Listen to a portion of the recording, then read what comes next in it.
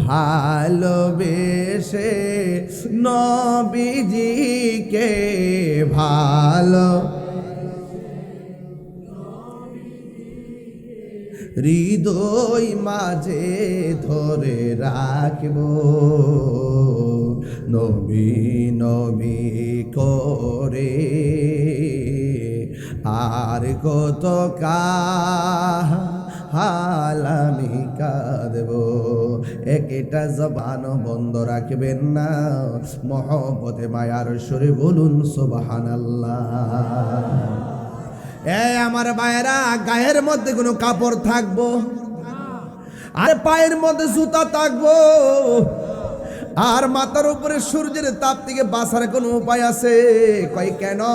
কয় কাকুরসাতিন নকি, ওই ময়দানে কোনো গাছ থাকবে?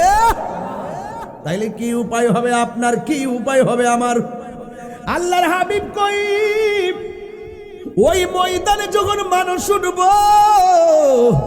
কিছু কিছু মানুষ নিজের গালটা টাইনা টাইনা গোশত খাবে। মাথার উপর থেকে যে চুলের গোড়া, এই জায়গাটা আছে, এই চুলের গোড়া থেকে টান দিয়ে দিয়ে চামড়াগুলো টান দিয়া দিয়া তুলবে, আর গালের গোশতগুলো টান দিয়া দিয়া তারা খাবে। আল্লাহর হাবিব জিগাইবো, আল্লাহ ওরা কে গো যারা নিজের গালের চামড়া টান্না টান্না খাইতেছে? আমার আল্লাহ কই, বন্ধু এরা কারা জানেননি? এরা হলো দুনিয়ার গীবতকারীর দল। আমরা উমেদনগরে গীবত করি না, আছে না নাই? আছে না রে বাবা? তাহির হুজুর আইবার আগে দোকান ফাটে বলছি, আবার আমার সামনে দেখলে হুজুর একটা সেলফি তুলি। মুনাফিক নাম্বার 1, ঠিক কি না বলা?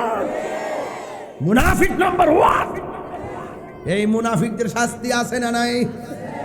ইন্নাল মুনাফিকিনা ফিদ দারকিল আসফালি মিনান নার।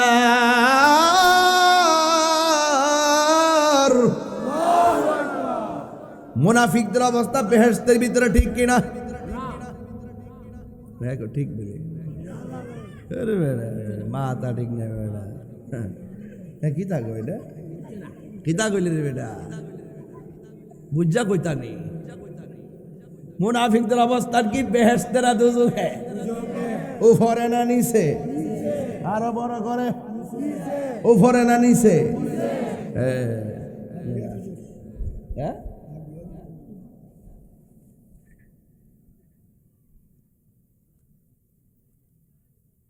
যাই করেন না করেন, মুনাফিকি করেন না।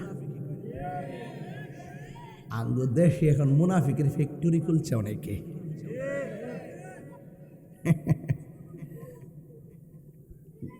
আসেনি রে?